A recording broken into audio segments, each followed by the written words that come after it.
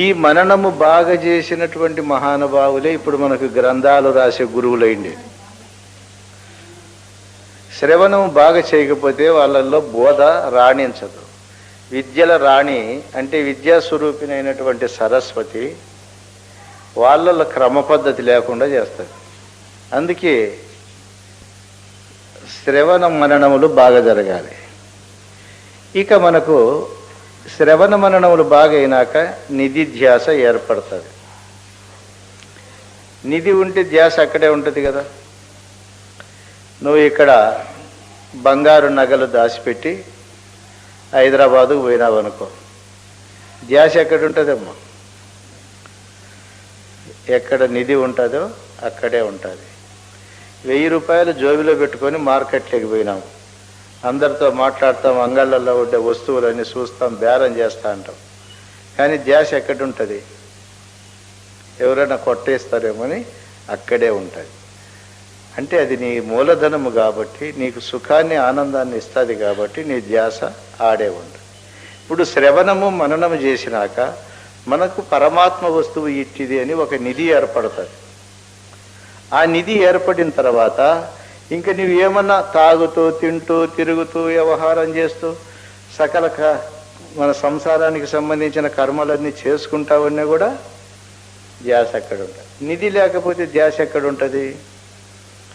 అందువలన శ్రవణము మననము ఏం సంపాదిస్తాయంటే మనకు పరమార్థం అనే మహానిధిని సంపాదిస్తాయి.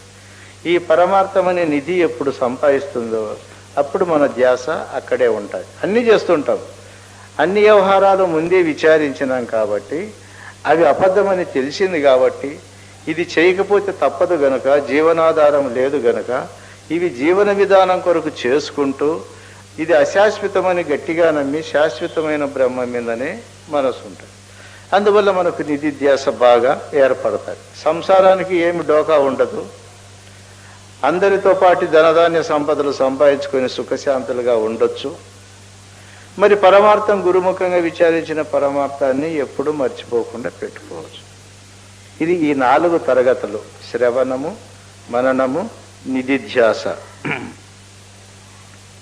ఇక వర్ణాశ్రమ కులగోత్ర నామరూపాలు ఇవి మనకు భ్రమలు, షడ్భ్రమలు. వర్ణములు ఉన్నాయి మనకు, నిన్న చెప్పుకున్నాం కదా, బ్రాహ్మణ, క్షత్రియ, వైశ్య, శూద్రులని. ఇక ఒక వ్యక్తికి గృహస్థాశ్రమము ఎప్పుడు వస్తుంది? బ్రహ్మచర్యము, గృహస్థము, వానప్రస్థము, సన్యాసము, అవధూత, ఇవి ఆశ్రమ ధర్మాలు. అంటే సన్యాసము, అవధూత ఆశ్రమాలు మాత్రము చాలామందికి తక్కువ, ఏదో కోటికొకరికి వస్తాయి ఆశ్రమ ధర్మాలు. మరి బ్రహ్మచర్యము, గృహస్థము, వానప్రస్థము చాలామందికి మనందరికి వస్తాయి. వానప్రస్థుడు అంటే వనములో నివసించాలి, ఊరికి సమీపంలో ఉండే వనములో నివసిస్తూ, మరి కొడుకులు తన భార్య సంసారాన్ని బాగా చేసుకుంటూ ఉండారా లేదా, ఏమైనా దుబారా ఖర్చులు పెట్టుకొని సంసారాన్ని అల్లరి చేసుకుంటా ఉండారా అని 1 సంవత్సరం 2 సంవత్సరాలు ఊరికి బయటగా ఉండి ఈ సంసారాన్ని అబ్జర్వ్ చేయాలి. దీన్ని వానప్రస్థుడు అంటారు, వానప్రస్థ. అట్లా వానప్రస్థం ముగించినాక కొడుకులు భార్య మంచిగానే చేసుకుంటా ఉన్నారు, ఇంకా పర్వాలేదని తెలిసినాక ఆయన యాత్రలు చేయాలి. యాత్రలు చేసి ఆశ్రమాలకు వెళ్ళి పెద్దల బోధ విని ఆయన సంపూర్ణంగా సన్యాసి కావాలి. గృహస్థుడు క్రమ సన్యాసం అంటే అట్లా రావాలి. అక్కడ సన్యాసి అయ్యి తిరిగి మళ్ళీ తన స్వగ్రామానికి రావాలి. స్వగ్రామానికి వస్తే మనవాడు ఒక యతీశ్వరుడైనాడు, అనుభవం సంపాదించుకొని వచ్చినాడు, అన్ని ఆశ్రమ ధర్మాలు వాడికి తెలిసి ఉన్నాయి కాబట్టి అటువంటి వానికి ఊరి బయట కుటీరం, ఒక ఆశ్రమాన్ని నిర్మించి మనం అక్కడికి వెళ్ళి ఆయనతో ధర్మాలు వినాలి అనే పద్ధతి కింద ఆశ్రమాన్ని నిర్మించాలి. ఇవి క్రమంగా వచ్చేటి. ఇప్పుడు మనం ఏమైనాము, అన్ని తల్లకిందులు చేసినాం. ఎప్పుడంటే అప్పుడు ఆశ్రమాలు కట్టుకోవడం, గొడవలు పెట్టుకోవడం. ఎవరు కట్టాలి ఆశ్రమం? గురువు కట్టుకొనే రాదు ఆశ్రమం. గురువు ఏ సత్రాల్లోనో సావిళ్లలోనో ఉండొచ్చు, ఆయనకేం పడ. కానీ ఆ గురువుతో మేలు పొందాలా, ఆ గురువుతో బోధ వినాలి, ఆ గురువు చెప్పే ధర్మాలు మనం నడుచుకోవాలని ఏ భక్తులకైతే ఆసక్తి ఉందో వాళ్ళు వేయాలి గురువు గారి కుటీరం. అది క్రమ సన్యాసం. ఇక ఆ ఆశ్రమ ధర్మాలను కూడా అతిక్రమించి ఒక్క నిర్ణయానికి కానీ ఒక్క బంధానికి కానీ బానిస కాకోకుండా బ్రహ్మ విద్యను సంపూర్ణంగా అనుభవానికి తీసుకొచ్చుకొని ఒక్క నిర్ణయం కూడా లేకుండా అవధూతలాగా వెళ్ళిపోతాడు. అవధూత అంటే ఈ టయానికి భోజనం చేయాలని కానీ, ఇప్పుడు స్నానం చేయాలని కానీ, ఇప్పుడు పండుకోవాలని, ఇప్పుడు పండుకోకూడదని కానీ, ఏ నిర్ణయానికి చిక్కడి తనకి ఎట్లా ఇష్టం వస్తే అట్లా పోతాడు. ఈ ఊరికి పోవాలని నియమం ఉండదు. ఎవరైనా బలవంతం చేస్తే ఒక క్షణం అట్టుండి మళ్ళా తన నిర్ణయంలోనే పోయేటువంటి వాడు. అందుకే రామతీర్థ సారస్వతంలో ఇద్దరు అవధూతల కథ చెప్తాడు ఆయన, ఎట్లా ఉంటుందని. ఒక అవధూత ఇలా పోతా ఉంటాడు. ఇలా పోతా అంటే ఈ తూర్పు గాలి వచ్చి ఈ ఎంట్రుకలంతా ముందరి కండ్లకు అడ్డం పడతాడు. అడ్డం పడతా అంటే ఈ ఎంట్రుకల్ని ఇట్లా పక్కకు తీసుకొని పోతూ ఉంటాడు. ఇంకొక అవధూత ఎదురవుతాడు. ఏమిరా, నీకు ఇక్కడ ఏమైనా పని ఉందా, ఏమైనా బంధుత్వం ఉందా, ఎందుకు అట్లా పోతున్నావు కష్టపడి ఎంట్రుకలు అడ్డం పడతా అంటేనే అవు కదా, ఏమిటికి నాకు ఇటువంటి బంధం, మళ్ళీ వాడు ఇక్కడ తిరిగి ఇట్లా పోతాడు, ఈ ఎంట్రుకలు ఎందుకు పోయేటట్లా అంటే ఒక అవధూతకు ఇంకా అవధూత లక్షణాలను బోధపరుస్తాడు. అట్లా ఏ నిర్ణయానికి చిక్కకుండా పోయే అంతవరకు పోవాలి. శారీరకంగా అందరికీ లభ్యం కాకపోయినా భావరీతిగానైనా దీంట్లను అందరూ అనుభవించాలి. అప్పుడు ఆయన మనకి ఈ స్థితిని ప్రబోధిస్తాడన్నమాట. అందుకు ఆశ్రమ ధర్మాలు ఇట్లున్నాయి. ఇంకా గోత్రాలు, ఎవరి గోత్రాలు వాళ్ళకు 360 గోత్రాలు అందరికీ ఉంటాయి. రకరకాలుగా వాళ్ళు చెప్తూ ఉంటారు. ఇక ఈ శరీరానికి ఆ షడూర్ములని 6 ఉన్నవి. క్షుత్పిపాలస్స, జననము మరణము, సుఖము దుఃఖము, ఆకలి దప్పిక అనేటువంటివి 6 ఉన్నాయి. అందుకే జనకుడు ఈ షడూర్ములు ఇన్ని తర్వాత వశిష్ఠుని దగ్గర జ్ఞానవాసిష్టంలో మాట్లాడతారు. వాళ్ళు, నాయన నీ స్వరూపమేమి అన్నారు. అంటే నేను చైతన్య రూపమైన బ్రహ్మ పదార్థం అని నాకు అర్థమైంది స్వామి, నా స్వరూపం అన్నా. మరి సావు పుట్టుకలు ఎవరి మీద ఉన్నాయిరా అన్నాడు. అవి శరీరం మీద మాత్రమే కనపడతాయి స్వామి. శరీరం ఒకసారి పుడుతుంది, ఒకసారి సస్తుంది. సావు పుట్టుకలు స్థూల శరీర ధర్మాలు. మరి ఆకలి దప్పికలు ఎవరివిరా అన్నాడు. ఆకలి దప్పికలు ప్రాణధర్మాలు. ప్రాణం మారితేనే అన్నం అరుగుతుంది. అన్నము జీర్ణమైతేనే మనకు శక్తి వస్తుంది, మళ్ళీ ఆకలి అవుతూ ఉంటుంది. ఈ అన్నమును పచనము చేసి ఆకలి దప్పికలు పుట్టించే శక్తి ప్రాణవాయువుకు మాత్రమే ఉంది. అందువలన ఆకలి దప్పికలు ప్రాణధర్మాలు అన్నాడు. సుఖ దుఃఖాలు ఎవరివి అంటాడు. సుఖ దుఃఖాలు మనస్సు ధర్మాలు. అది ఎక్కువ సుఖాన్నే కోరతా ఉంటుంది ఎప్పుడు. దాని జాతకమేమో కానీ అది ఎంత సుఖం కోరుతుంది అంత దుఃఖాలు వస్తాయి. దాని దుఃఖము దానికి స్వభావంగా వస్తుంది. లేదు, తాను కోరిక సుఖం పొందిన దుఃఖం పొందిన రెండుకి తానే కర్త కాబట్టి సుఖ దుఃఖాలు 2 మనోధర్మాలు. ఈ మనోధర్మాలు ఆత్మవి కాదు. ఆకలి దప్పికలు ఆత్మవి కావు. జనన మరణాలు ఆత్మవి కాదు. ఏ దాని ధర్మాలు దానికి పంచిపెడితే ఈ జనన మరణాలు దేహ ధర్మాలని దేహానికి పనిచేసి, ఆకలి దప్పికలు ప్రాణధర్మాలని ప్రాణానికి పనిచేసి, సుఖ దుఃఖములు మనోధర్మాలని దానికి పనిచేస్తే, మనస్సుకి ఇచ్చేస్తే ఇంకా నీవు ఎట్లుంటావు? సాక్షిగా ఎప్పుడూ నిర్మలంగా ఉంటావు. అందుకు షడూర్మిరహితం ముక్తికాంత సహితం. అప్పుడు ముక్తికాంత అంటే విముక్తుడైనాడు, బంధము నుండి విముక్తుడయి ఆనందాద్దిలో ఉంటాడు. ముక్తికాంత అంటే ఆనందం ఇచ్చేది. విద్యా స్వరూపినికి ముక్తికాంత అంటారు. అటువంటి విద్యను సంపాదించి వీళ్ళు షడూర్ములు విసర్జించి ఆ స్థితిని పొందుతాడు. అందుకు గురువు గారు ఏం బోధిస్తారు? ఊరికి మంత్రం చెప్పి నువ్వు శిష్యుడు, నేను గురువును, ఎవరికి ఏం తక్కువ బోధ రాకపోయినా కూడా సేవా ధర్మాలు నేర్పించుకుంటారు. నువ్వు ఇట్లా చేయాలా, గురువుకి ఏమిస్తావు, గురువుకి ఏమిచ్చినావు అనేటువంటిది. ఇక్కడ వ్యక్తిత్వంగా అంత పెద్ద ప్రాధాన్యం ఉండదు, కానీ ధర్మాన్ని ఆలోచించి చూస్తే గురు శిష్య న్యాయము దేహధర్మాల మీదనే నడుస్తాండే కానీ బోధరీతిగా ఆత్మధర్మం మీద నడిచే చాలా తక్కువైపోయినాయి.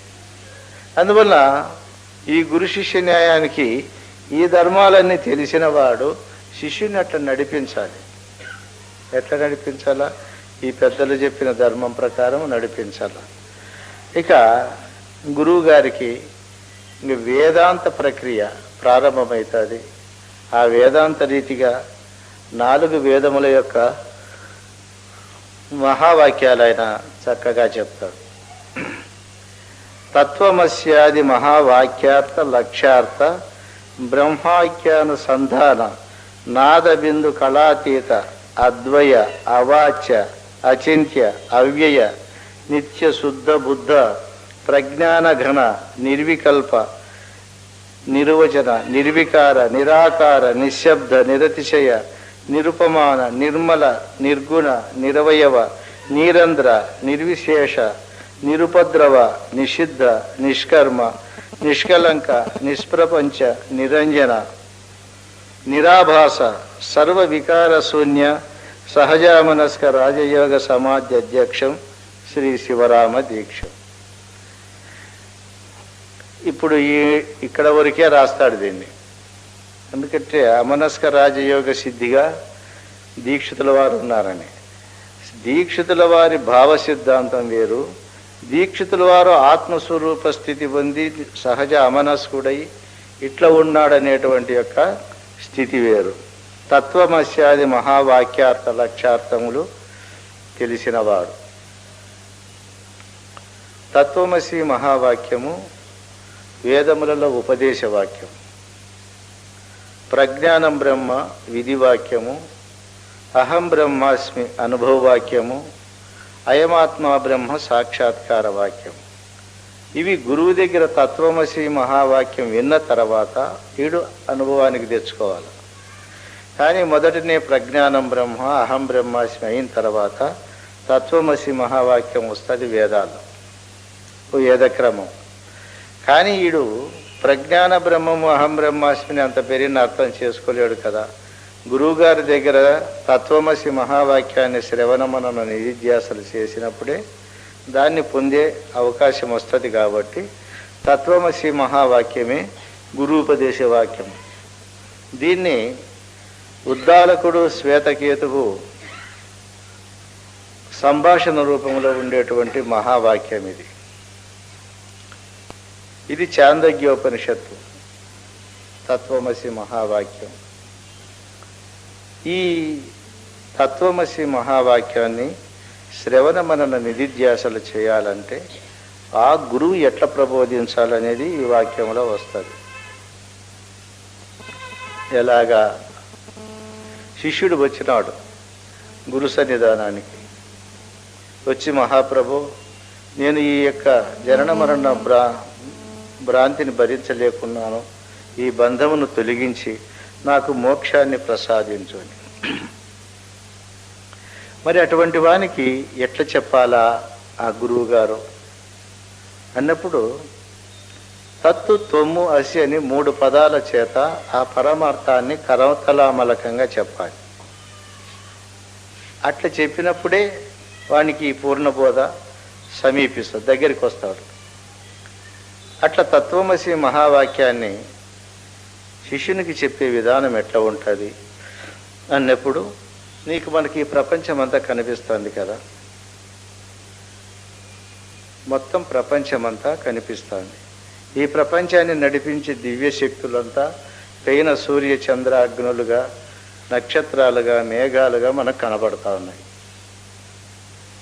ఇది ఎట్లా ఉత్పత్తి అయినది? ఆ తత్ నైనా పరమాత్మ అంటే ఏది అన్నాడు గురువు శిష్యుడు. పరబ్రహ్మతత్వాన్ని ఏ పదంతో వాడాలా, ఎక్కడ ఉన్నాడంటే గురువుగారు తత్ అన్నాడు. ఇప్పుడు మనకు గురువుగారు ఏం చెప్తారు? ఇంటి నిండా ఫోటోలు పెడతారు. రాముడు, కృష్ణుడు, వెంకటేశ్వర స్వామి అన్ని రంగు కాగితాలే బాగా అలంకారంగా రాసి నీటి పెడతారు. వీళ్ళంతా దేవుళ్ళని చూపిస్తాడు. నాకు ఈ త్రిమూర్తుల మీద భలే ఇష్టం ఉండే. త్రిమూర్తుల ఫోటో నేను పెట్టుకోండి. అది మేము కొత్తగా ఇల్లు కట్టడం వల్ల ఏం చేసాం, కొత్త భూమిలో చెదులు ఎక్కువ వస్తాయి. అది 5-6 రోజులకే మొత్తం అంత లోపల చెదులు తినేసింది.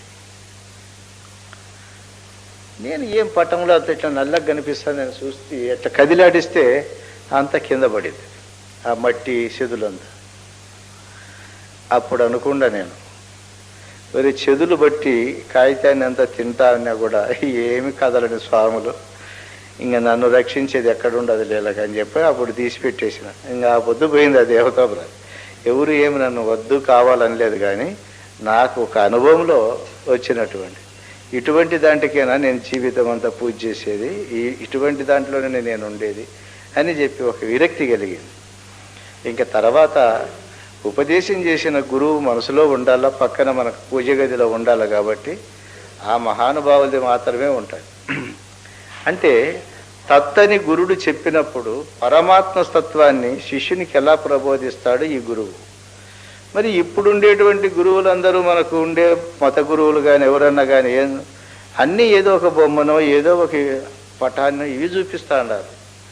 కానీ ఆనాడు నదీ పరివాహక ప్రాంతాల్లో ఆరణ్యాల్లో కాపురం చేస్తూ బ్రహ్మతత్వాన్ని విచారించే వాళ్ళు.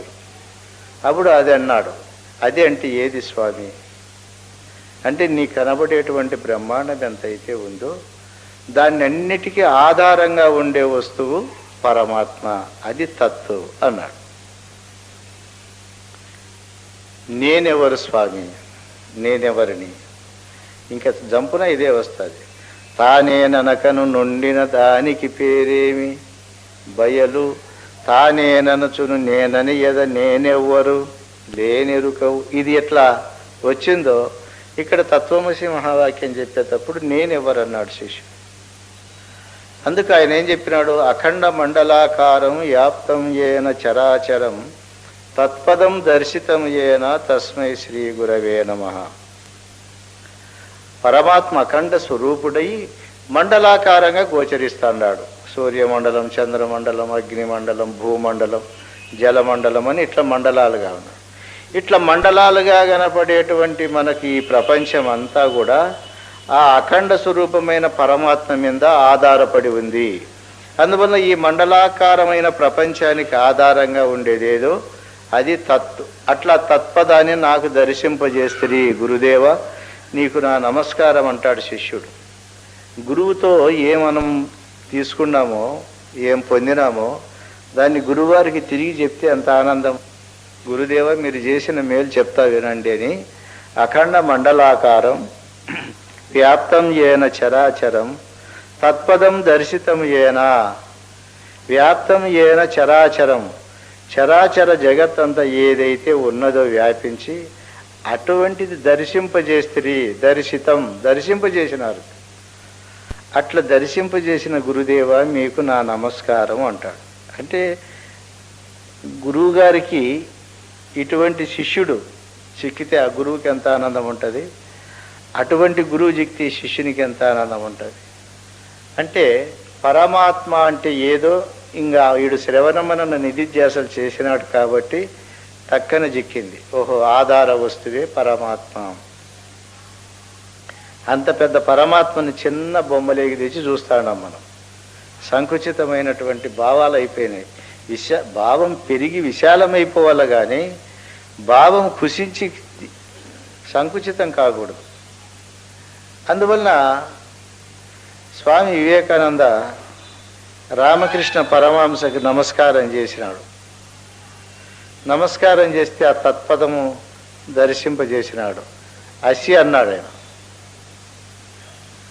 పైకి లేచి గురుదేవ ఈ విశ్వం అంతా నేనే అన్నాడు.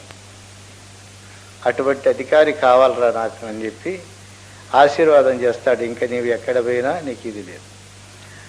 ఒక్క శరీరధారి అయి ఒక మతాభిమాని అయి ఒక్కదానికి మనం శరీరంలోనే ఉంటాం, పక్కన ఉండము. కానీ ఆ శరీర ధర్మాలు ఏవో దాంట్ని మాత్రమే అట్లా చూసుకొని మరి గురువు చెప్పినటువంటి పరమధర్మము ఎట్లా ఉన్నది, ఆ ధర్మాన్ని మనం ఎట్లా అవగాహన చేసుకోవాలనే దాని మీదనే ఉండాలి. మరి ఎంత పరితాపం చెందినాడు ఆయన దేవుని కోసము. దేవుని చూసిన వాడైతేనే చూపిస్తాడని చెప్పి, అయ్యా నువ్వు దేవుని చూసినావు అన్నాడు. ఓ చూసినానన్నాడు పరమహంస. ఎట్లుండాడు అన్నాడు. నువ్వు ఎట్లుంటే అట్లే ఉండాడు అన్నాడు. నాకు చూపుతావు అన్నాడు. చూసిన దాన్ని చూపేది ఏం పెద్ద పనైనా చూపుతానన్నా. ఎక్కడ పోయినా ఈ సమాధానం రాక సాధువులందరినీ తిరిగి తిరిగి విసుగు చెందినోడే. దేవుడు ఉండాడంటారు. ఎట్లున్నాడంటే ఏమో మాకు తెలియదు అంటారు. ఉండాడన్నాక చూపుతావంటే మేము చూపలేమంటారు. ఎవరి అనుభవం వాళ్ళదే అని అంటారు. ఇట్లా విసుగు చెందిన వానికి ఈయన భావాలకు సరైన సమాధానం చెప్తే ఎట్లుంటుంది అది? చూసినావంటే చూసినా అన్నాడు. ఎట్లున్నాడంటే నీ మాదిరే ఉండాడన్నాడు. చూపిస్తావంటే చూపిస్తాను. అది కదా గురు శిష్య సమ్యక్ దర్శనం.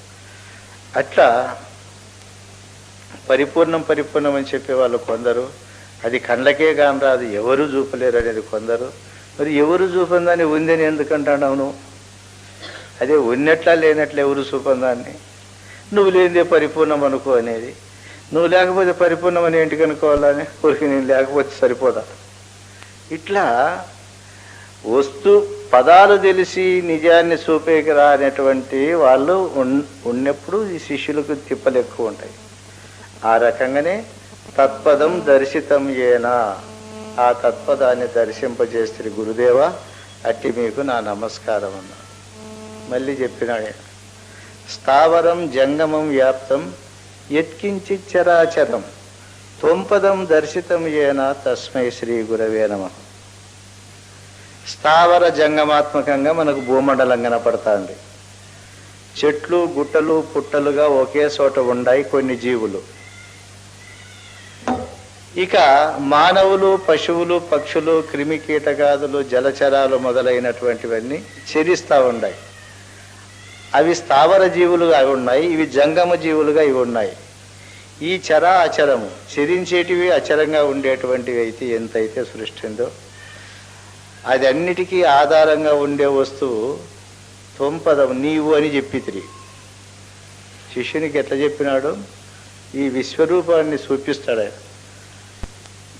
ఇదంతా నీవేరా అన్నాడు. అని నా యొక్క స్వరూపాన్ని దర్శింపజేస్తిరి, అట్టి మీకు నా నమస్కారం అను.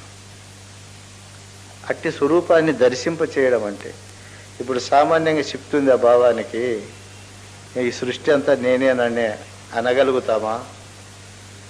ఎంతకాలం పడుతుంది? బాగా శ్రవణం చేసి గురువు దగ్గర, ఓహో ఏ వస్తువు చేత ఈ శరీరం అంతా ఉందో ఈ ప్రపంచము కూడా దాని మీదనే ఉంది అనేటువంటి అఖండ జ్ఞానం కలిగినప్పుడు మాత్రమే అది సాధ్యమవుతుంది. అందుకే త్వంపదం దర్శితం ఏనా తస్మై శ్రీ గురవే నమః.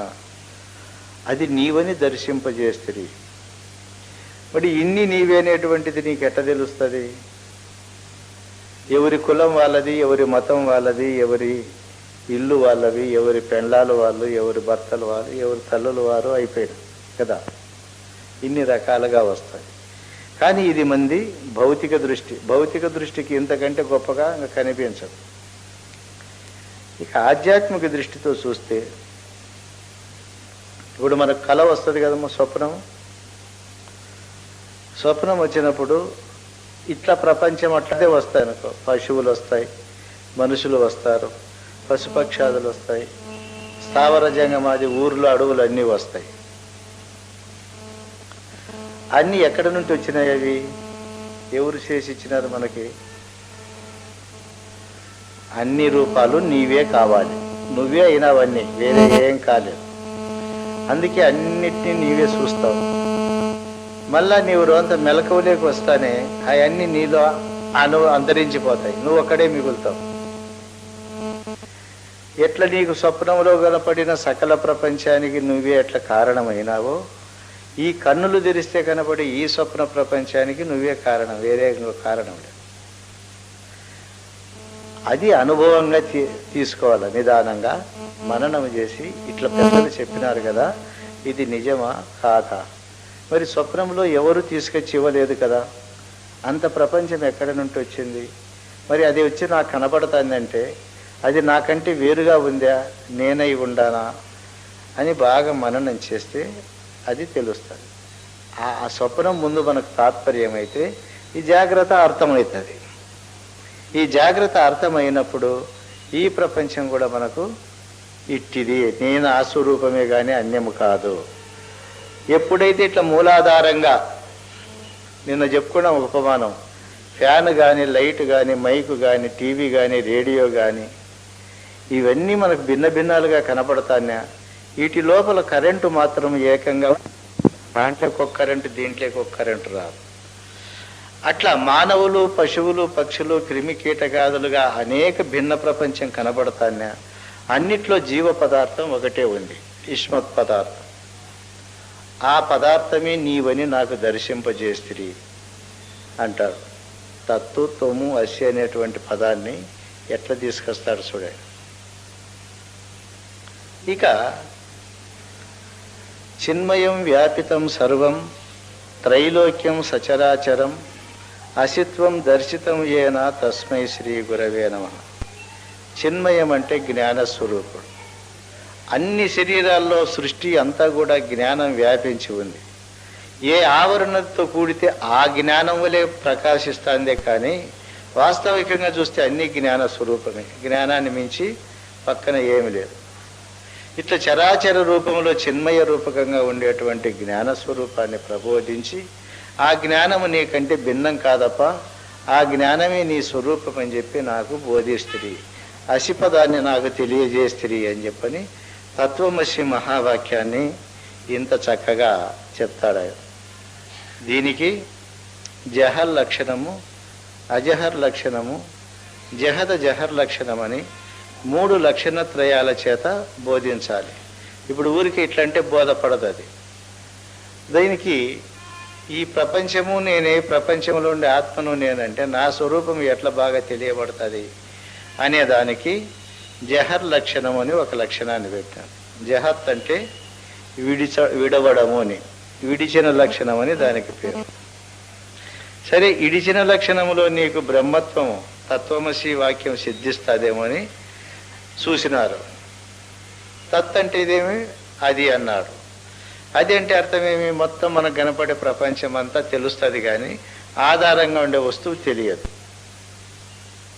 తెలియనప్పుడు అప్పుడు ఈయన ఏం చేసినాడు, విడువని లక్షణముతో ఇడిచిన లక్షణముతో తెలియదనే దానికి ఒక ఉపమానం చెప్తాడు.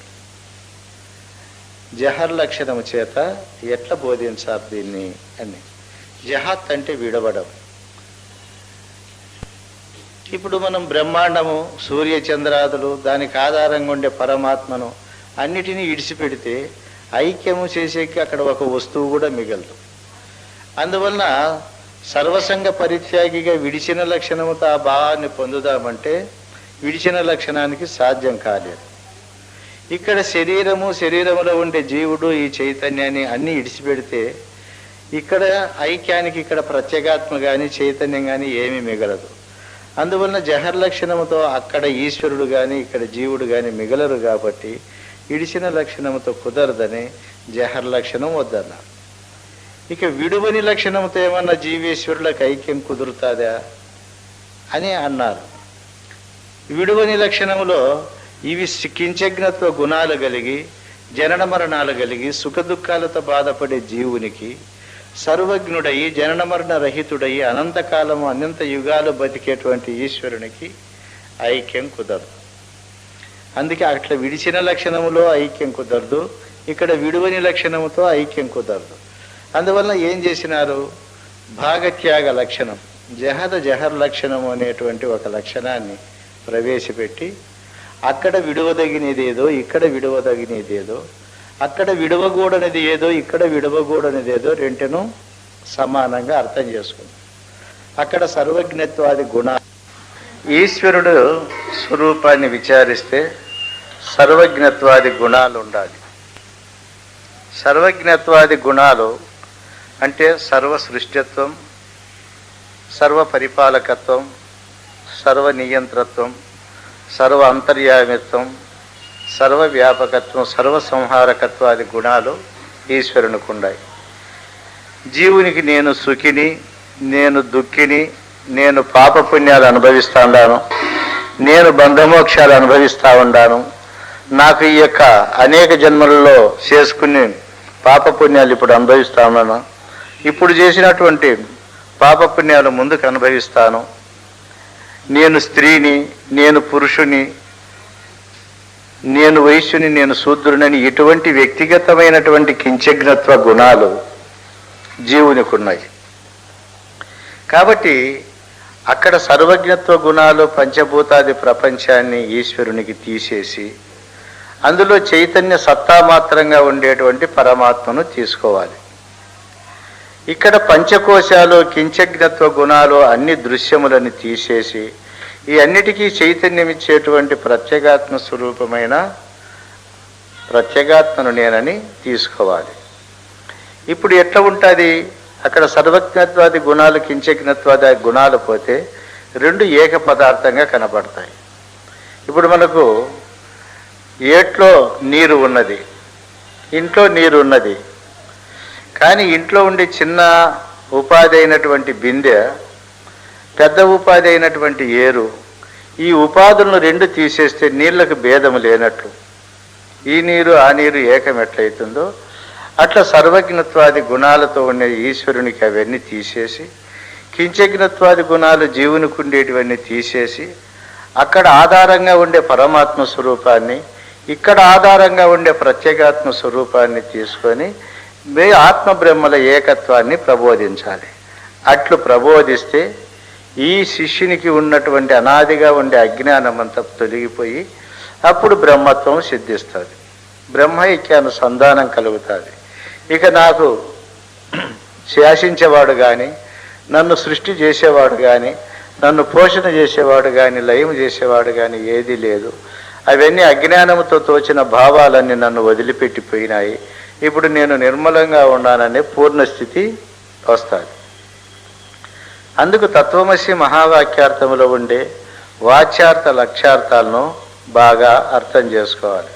అందుకు వాచ్యార్థమైన కల్పిత జగత్తును తీసేస్తే లక్ష్యార్థమైన పరమార్థం సిద్ధిస్తుంది. కాబట్టి ఈ తత్వమసి మహావాక్యములో ఉండేటువంటి విధానాన్ని తీసుకున్నాడు. ఇక నాదబిందు కళాతీతం ఏనా, ఇక తత్వమసి ఒకటి కాదు 4 మహావాక్యాలు ఉన్నాయి. ప్రజ్ఞానం బ్రహ్మ మొట్టమొదట చెప్పేటువంటిది ఋగ్వేద జ్ఞానకాండంలో ఐతిరేయోపనిషత్తు ప్రజ్ఞానం బ్రహ్మం అని చెప్తాడు. ఇది అందరూ కూర్చున్నారు. జనక చక్రవర్తి సాధు సమావేశం చేసినాడు. అయ్యా, ఈ తనువులో బ్రహ్మ పదార్థం ఏది చెప్పండి, పెద్దది ఏది అన్నాడు. అంటే నిన్న చెప్పుకున్నాం కదా, దేహాత్మవాదులు లేచినారు, దేహము గొప్పదన్నారు. సరే, ప్రాణాత్మవాదులు లేచినారు, దేహం గొప్పది కాదు ప్రాణమే గొప్పదన్నారు. మనో ఆత్మవాదులు లేచినారు, మనస్సే గొప్పది, మనసు లేకపోతే ప్రపంచమే లేదు అని వాదించినారు. బుద్ధ్యాత్మవాదులు లేచి బుద్ధే గొప్పదని వాళ్ళు వాదించినారు. ఇక జ్ఞానమే ఆత్మని వాదించినటువంటి వాళ్ళు లేచి ఇవన్నీ తెలుసుకునేది ఆత్మ అవుతుంది కానీ ఇట్లా తెలియబడేటి ఆత్మ ఎట్లయితుంది అని చెప్పన్నారు. ఇప్పుడు ఇన్నిటిని ఏది తెలుసుకుంటుంది? ప్రజ్ఞానం తెలుసుకుంటుంది. ఆ ప్రజ్ఞానమే బ్రహ్మము. బ్రహ్మం అంటే శాశ్వతమైన పరిపూర్ణమని అట్లా కాదు. ఇందులో పెద్దది ఏది? ఈ తనువులో అన్నిటికీ కర్త ఏది? ఏవి చెప్తే అవి పేరు చెప్తున్నావు. మరి నేననే దానికి పేరు స్థానం చెప్పగలుగుతున్నామా? అన్నిటినీ తెలుసుకొని మనం గొప్పవాళ్ళనుకుంటున్నాం కానీ అన్నిటినీ తెలుసుకునే దాన్ని తెలుసుకొని అది నేననే జ్ఞానం ఎవరికి రాలేదు కదా. అయితే విషయాలు తెలుసుకున్నా మనకు లాభం ఏమి లేదు, తెలియకపోయినా నష్టం ఏమి లేదు. కానీ దాంట్లోనే పొద్దు గడుపుతున్నారు. నాకు అది తెలుసు, నీ గురువుకి ఇది తెలియదు అంటే. అందుకే ఉద్దాలకుడు శ్వేతకేతు సంవాదంలో, నాయనా ఏది తెలుసుకుంటే సర్వము తెలిసిందో అది నీకు తెలుసునా అన్నాడు. అంటే అన్నీ తెలుసుకుంటూనే ఉన్నాం కానీ ఇంకా సర్వము తెలిసి ఎట్లా అని చెప్పి నాకు తెలవదంట. అందుకు ఏది తెలిస్తే సర్వము తెలుస్తుందంటే ఈ సృష్టినంతా తెలుసుకునేటువంటి ఆత్మతత్వము నా స్వరూపమని తెలుసుకుంటే నీకు అంతా తెలుస్తుంది, సృష్టి అంతా. ఇంకా తర్వాత తెలియదగినటువంటివి ఉన్నా ఒకటి లేకుండా ఒకటి, అవేం చేయవన్నమాట.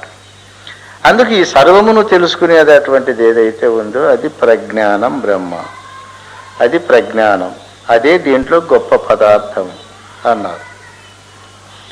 సరే, అహం బ్రహ్మాస్మి వాక్యాన్ని చర్చకు పెట్టుకుంటారు. అహం అంటే ఏది అని దీన్ని చర్చించినారు. అహం అంటే ఈ శరీరాన్ని చూపిస్తాడు మానవుడు, కులాన్ని బలాన్ని అంతా ఇక్కడ చూపిస్తాడు.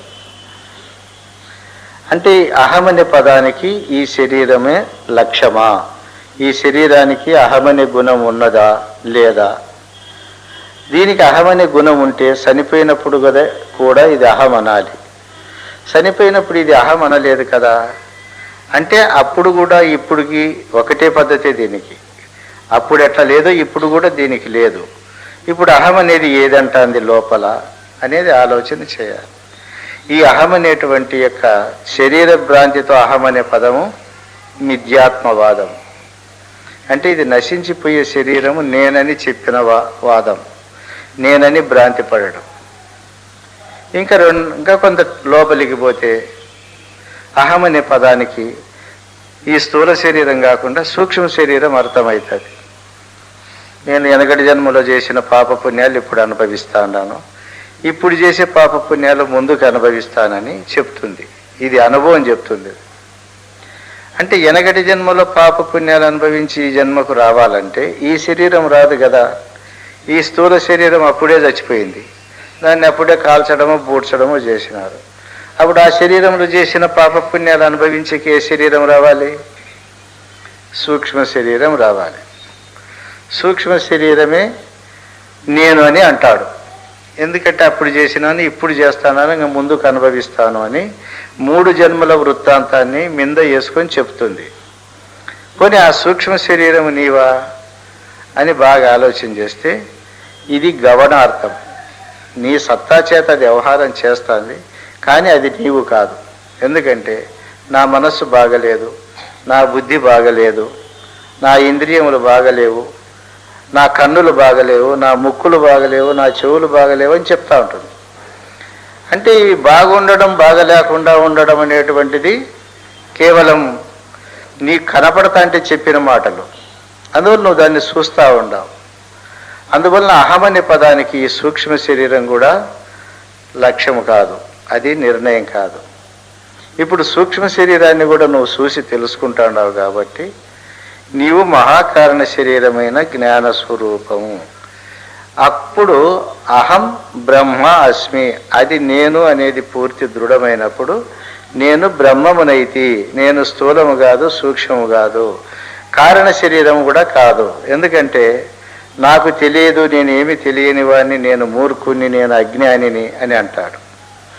అంటే అది కారణ శరీర ధర్మమే కానీ ఆత్మధర్మం కాదు. కాబట్టి ఈ కారణ శరీరం నా అజ్ఞానము తొలగిపోయింది అని అనుభవాన్ని చెప్తాడు.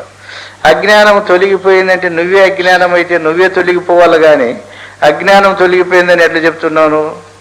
అంటే అజ్ఞానం తొలగిపోయిందంటే అజ్ఞానం అనేది నీలో ఒక వస్తువే కానీ అదే నీవు కాదు.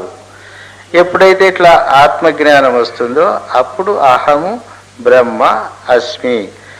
ఆ అహం అనేటువంటి పదార్థం ఏదంటే ఈ స్థూల సూక్ష్మ కారణ శరీరాలకు ఆధారంగా ఉండేటువంటిది చైతన్య రూపమైనటువంటిది.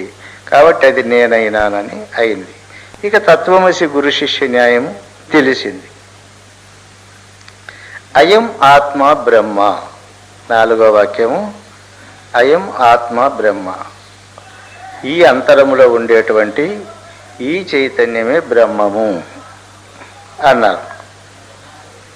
అంటే బ్రహ్మం అంటే ఏది, చైతన్యం అంటే ఏది అంటే సృష్టి కంటే పూర్వం ఉండి ఈ సృష్టి ఏమీ లేకోకుండా ఒట్టి నిత్య నిరాకార నిరుపద్రవమైనటువంటి పరమాత్మ స్వరూపం ఏదైతే ఉందో ఆ బ్రహ్మమే నేను అనేటువంటి అనుభవం వస్తుంది. అయం ఆత్మ బ్రహ్మ, ఈ ఆత్మ ఆ సృష్టికి ముందు ఉన్నటువంటి నిరాకార పరబ్రహ్మమే కానీ అన్యము కాదు అని, ఈ ఆత్మ బ్రహ్మ కంటే వేరుగా ఉంది, బ్రహ్మము చేత ఇది జనన మరణాలు పొందుతా ఉంది అనేటువంటి యొక్క భావము నశించిపోయి ఆ బ్రహ్మమే నేను అంటే బ్రహ్మమందు ఆత్మైక్య భావంబు తెలిసితే అజ్ఞాన వృత్తులు అణిగిపోవు. ఈ ఆత్మ బ్రహ్మ కంటే భిన్నం కాదు, రెండు పదార్థాలు లేవు. నా యందు ఈ శరీరాది ప్రపంచం కేవలం ఎండమావుల్లో నీళ్ల వలె కల్పితంగా కనపడింది. ఇది సత్యము కాదు. ఈ యొక్క సత్తారూపమైనటువంటి ఈ ఆత్మే శాశ్వతమైన బ్రహ్మతత్వము అని తెలుసుకుని, ఇది సాక్షాత్కార వాక్యం. ఇట్లా ఈ 4 మహావాక్యాలను ఎప్పుడు అర్థయుక్తంగా వాచ్యార్థ లక్ష్యార్థముల చేత ఎప్పుడైతే విచారించి పొందుతామో అప్పుడు మన నిజ రూపం బయటకు వస్తుంది. నిజముగా మనకి ఇవన్నీ కల్పిత రూపాలే. ఈ అవస్థలో ఈ శరీరం కల్పింపబడుతుంది, స్వప్నంలో ఆ శరీరాలు కల్పింపబడతాయి, నిద్రలో ఈ 2 మునిగిపోతాయి, నిద్రావస్థ వస్తుంది. ఈ కల్పితమైనటువంటి దాంట్ని నమ్మి ఆత్మస్వరూపాన్ని కోల్పోయి ఉంది. ఇట్లా అనంత కోటి జన్మలు ఎత్తుకుంటా వచ్చింది.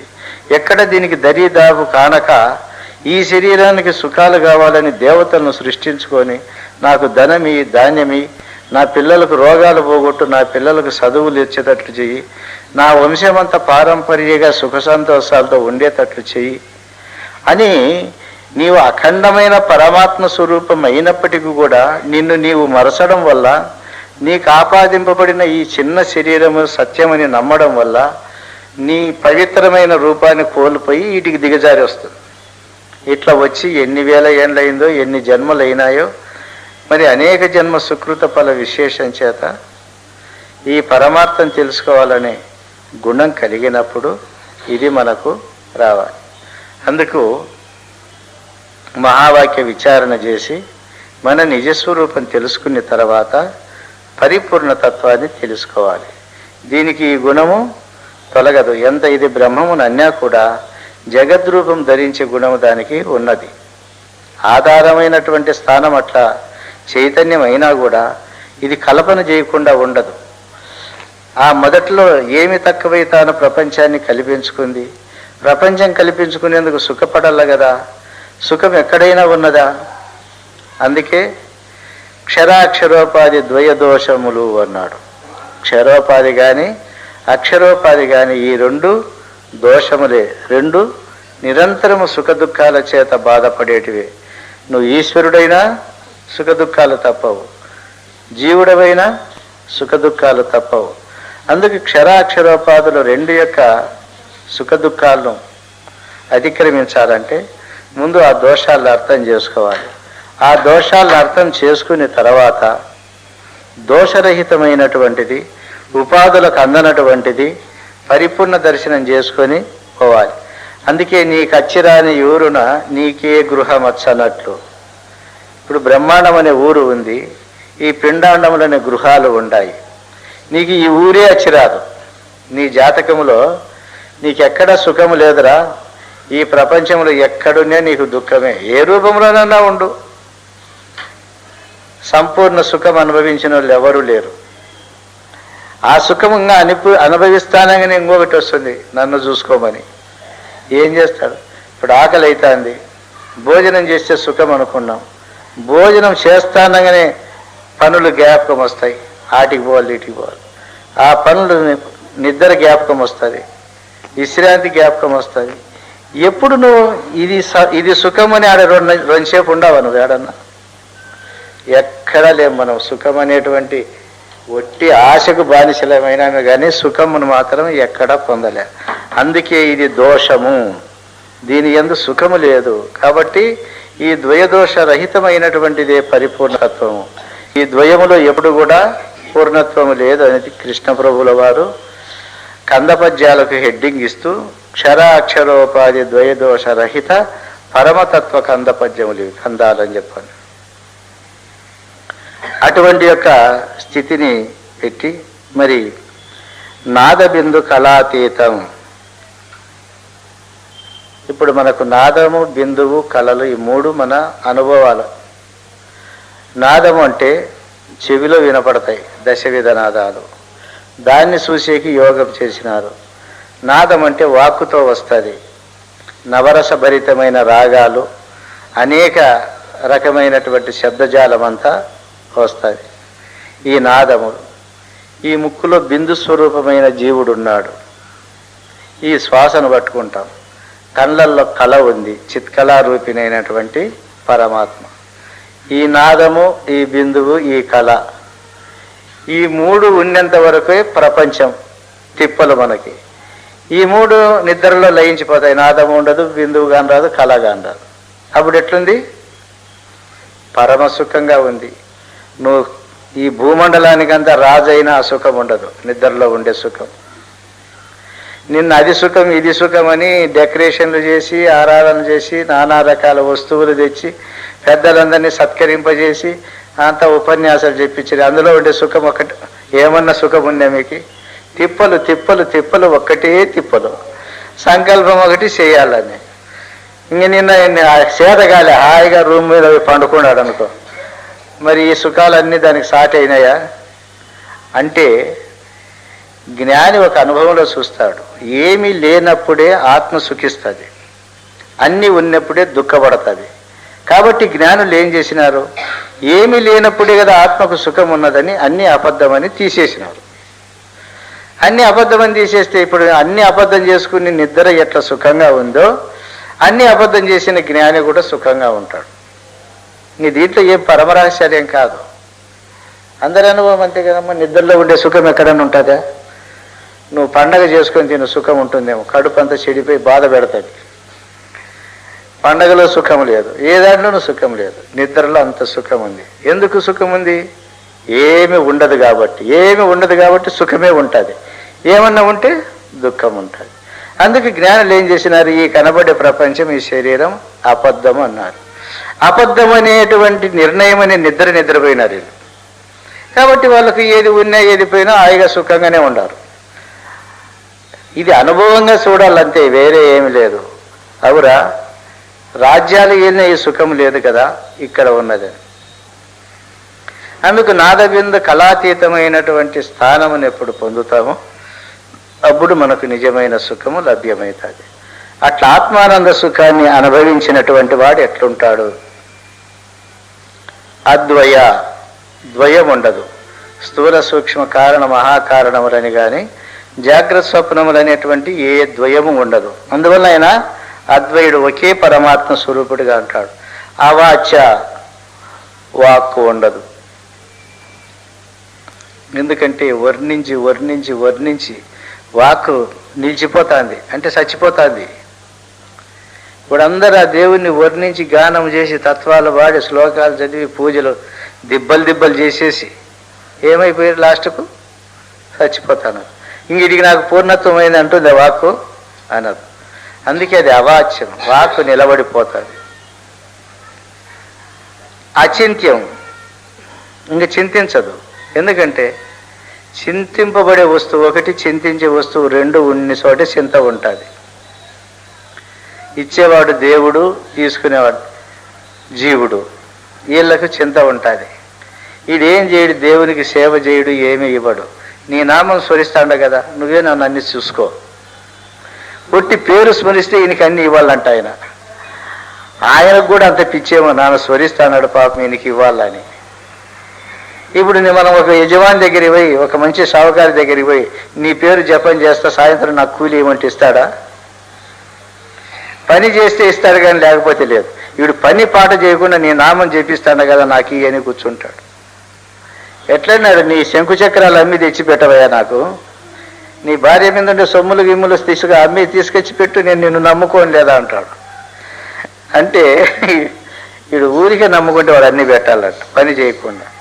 ఇట్లా పిచ్చి భక్తి లోకంలోకి వచ్చేసిన తర్వాత అందరూ కూడా నామస్మరణ చేయడం, ప్రభువు కాపాడుతాడడం, దేవుడు కాపాడుతాడడం, మళ్ళీ మన దగ్గరికి వచ్చి చేయి చాపడం. మరి కాపాడేది నిజమైతే ఇంక నీకేమయ్యా తక్కువ? ఈ రకంగా ఒక వస్తువు ఇచ్చే దాత ఉన్నాడంటే వాడిని చింత చేయాలి. ఏక వస్తువు అయినప్పుడు ఎవరిని చింత చేస్తాడు? ద్రష్ట దృశ్య దృక్కు విరామో ఎత్రవాలభేత్. ద్రష్టైన ఆత్మ, దృక్కైన నేత్రము, దృశ్యమైన ప్రపంచము, ఈ మూడు విరామం చెందినాయి.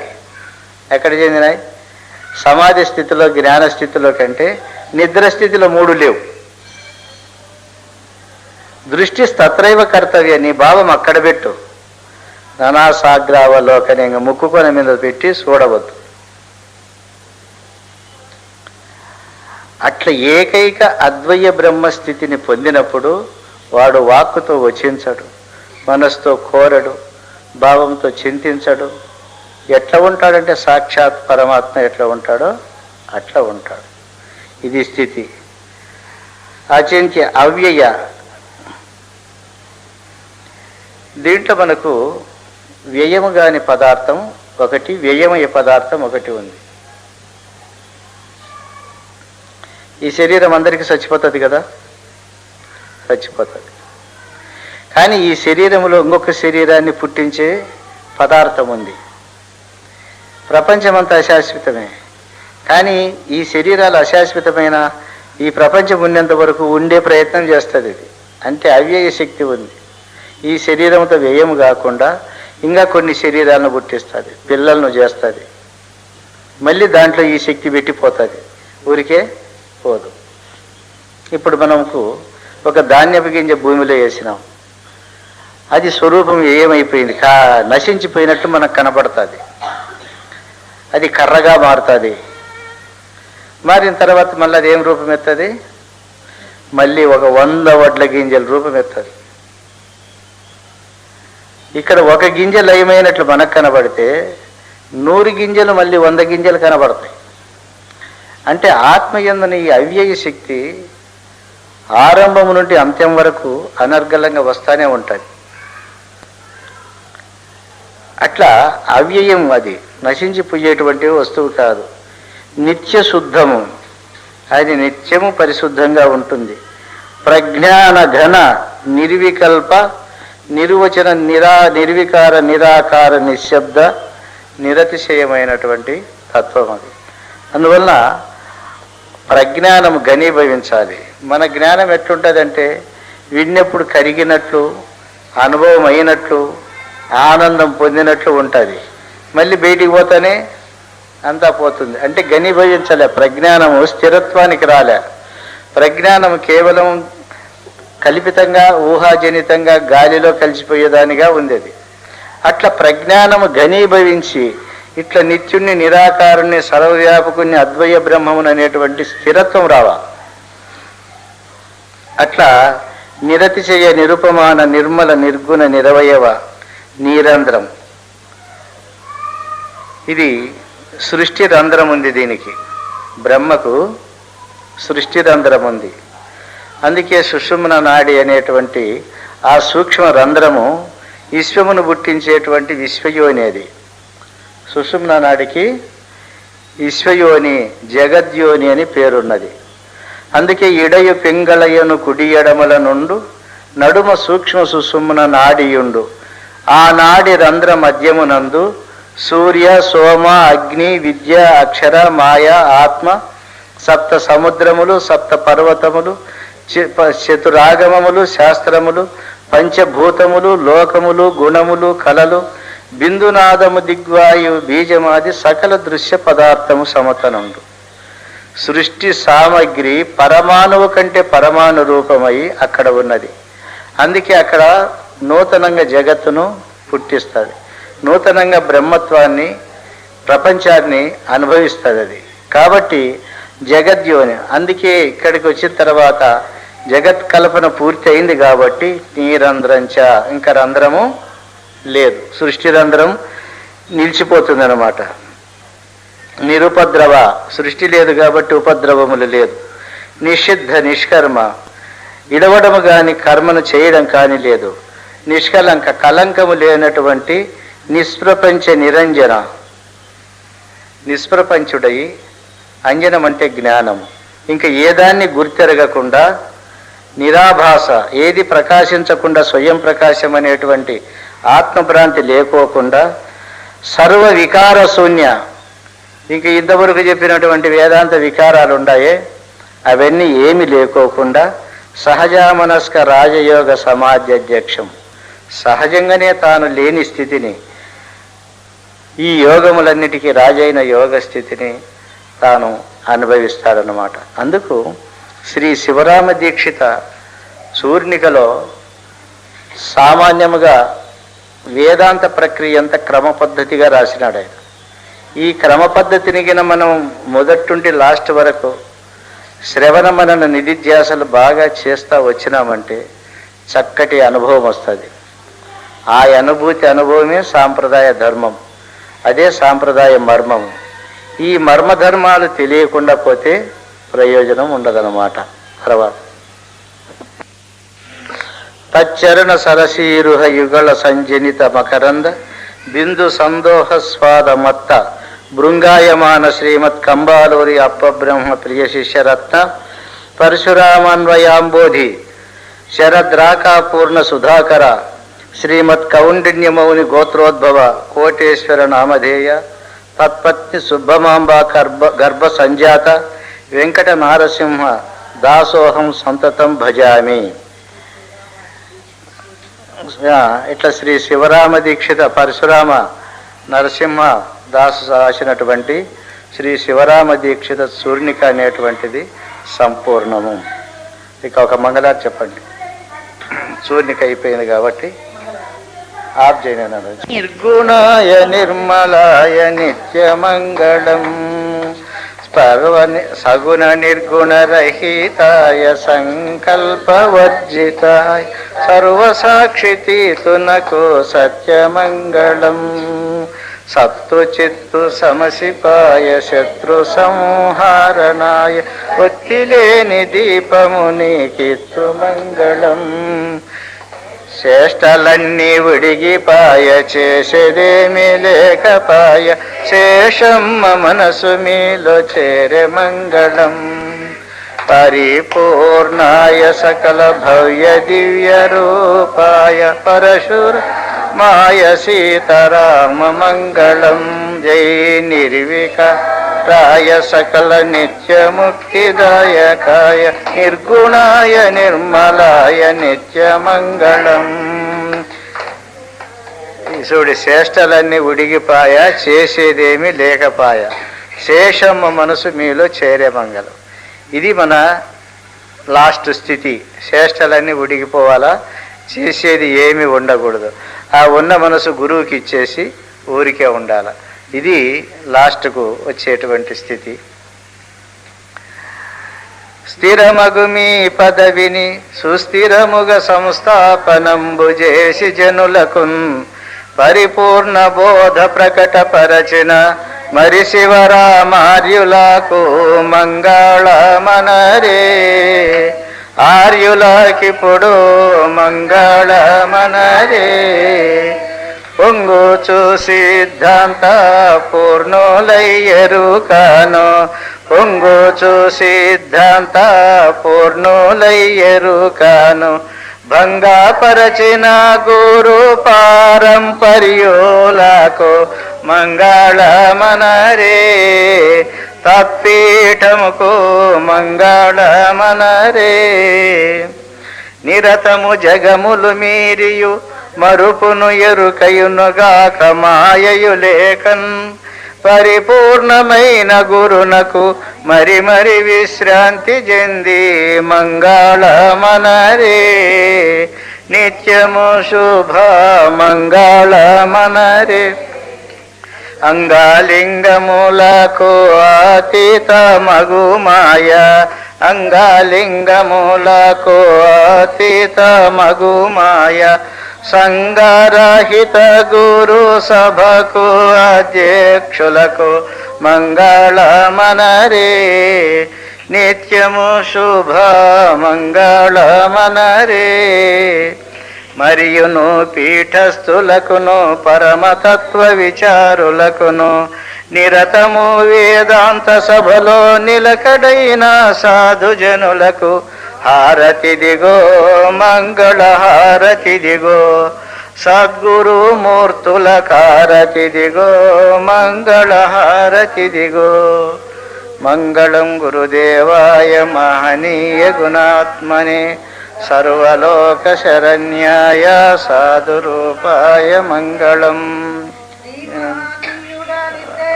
పాలితాగుణవర్య మంగళంబు శ్రీగుణాతీత దివ్య సద్గురురాయ లింగదేహాతీత మంగళంబు